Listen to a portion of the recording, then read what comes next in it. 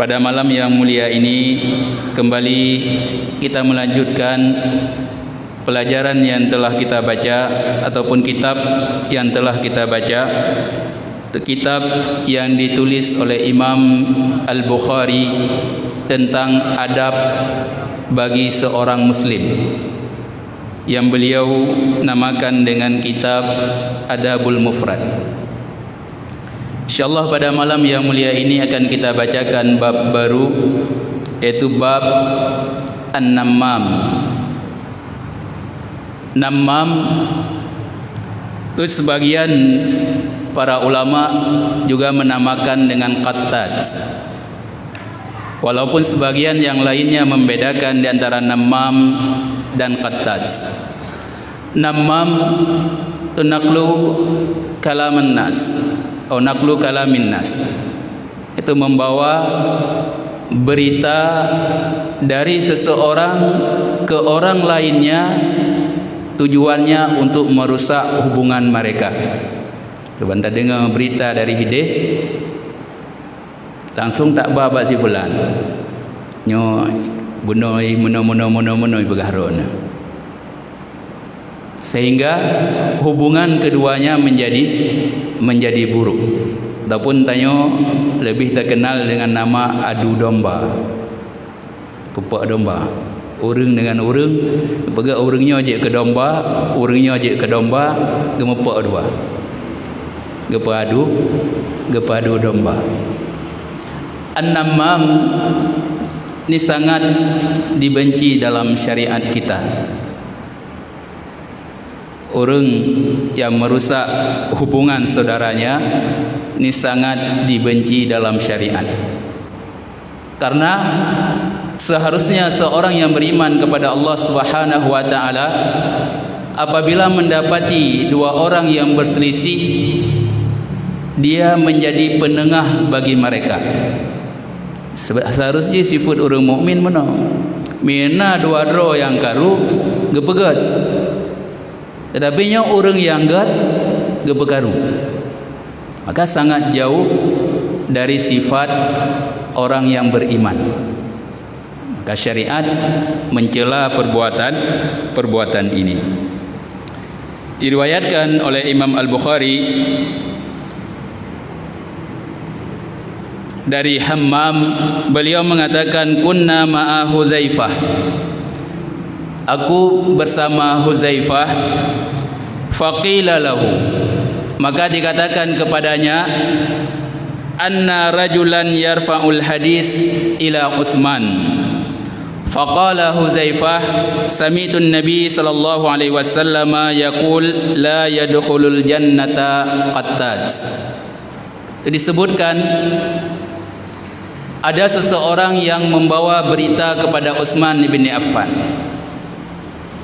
kena pepak dengan Utsman bin Affan. Maka Hudzaifah mengatakan, aku mendengar Rasulullah sallallahu alaihi wasallam la yadkhulul jannah qattad, itu tidak masuk surga orang yang melakukan perbuatan namam ataupun qattad, namimah, adu domba. Ini ancaman. Maka para ulama sering mengatakan miana hadis gekeun la yadkhulul jannah, nak perlu jelaskan li supaya orang ketakuti hadisnya. Oh, berarti hana tamang surga ke hana tamang surga. Karena orang yang membawa berita kepada orang lain.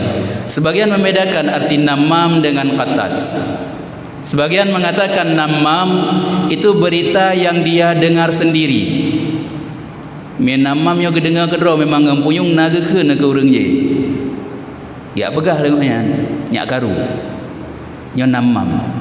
Tapi qattad nyo berita yang hana kedengar kedro. Gedengar bak urang bak gede bak gejak.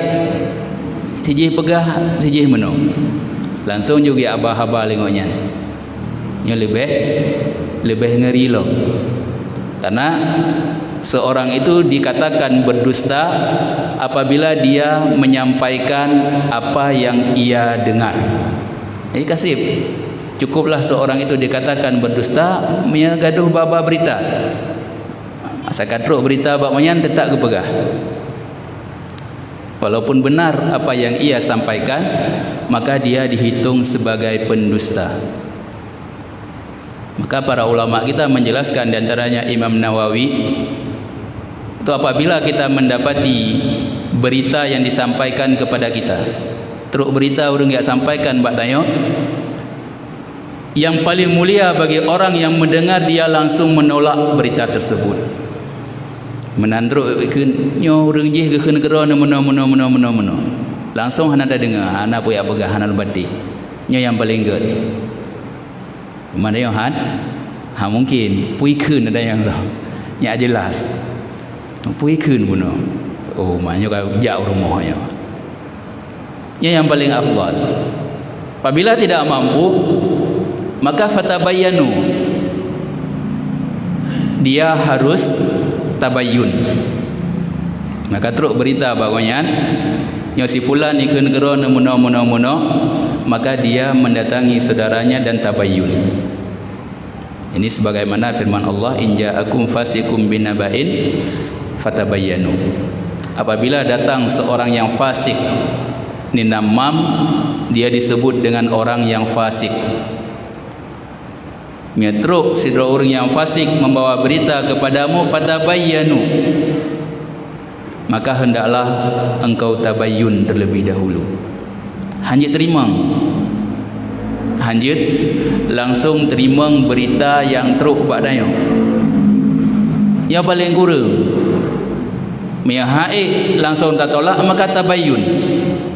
Hanjit langsung betul tak betulkan, kemudian kita bermusuhan dengan saudara kita. Maka ini sebenarnya akhlak seorang muslimnya, akhlak paling dasar sebenarnya. Tapi gara-gara tanya tidak mengikuti anjuran Al-Quran, tidak mengikuti anjuran yang diajarkan oleh Rasulullah, dumna karu urang-urangnya. Gara-gara namam, gara-gara orang yang bah berita. Ajir orang yang bah beritanya memang orang nak mampu.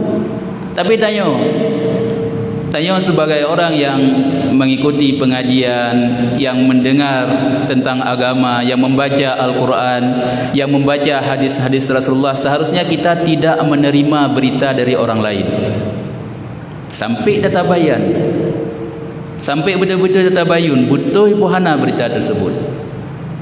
Tapi tanya langsung tak terima, karena kebiasaan nama memang orang hana mufhum,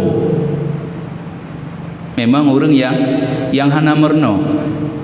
Maka sebagaimana telah kita jelaskan, akhlak itu tidak dapat dirubah illa antafaqahu, kecuali dia benar-benar mempelajarinya.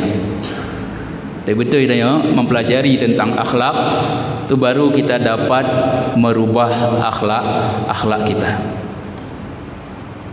Maka di sini disebutkan oleh Rasulullah sallallahu alaihi wasallam, an-namam ataupun qattat itulah yadkhulul jannah, tidak akan masuk surga.